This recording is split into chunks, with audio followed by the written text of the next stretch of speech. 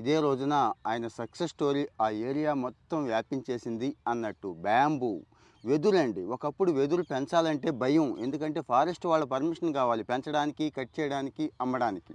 కొత్తగా government denotify చేసేసింది. అంటే అది కూడా ఒక మొక్కలాగా, ఒక గడ్డిలాగే ట్రీట్ చేస్తుంది. అంటే పెంచొచ్చు, కట్ చేయొచ్చు, అమ్మొచ్చు అన్నట్టు. అది పట్టుకున్నాడు ఆయన.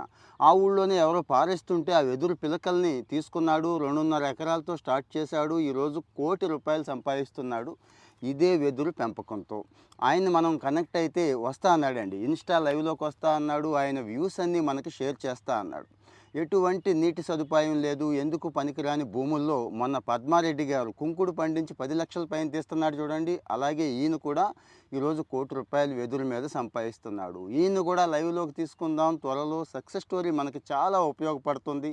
కనెక్ట్ అయి ఉండండి. షేర్ చేయండి. हे वनाचे, कारण मला ह्या गारपिटीमध्ये तार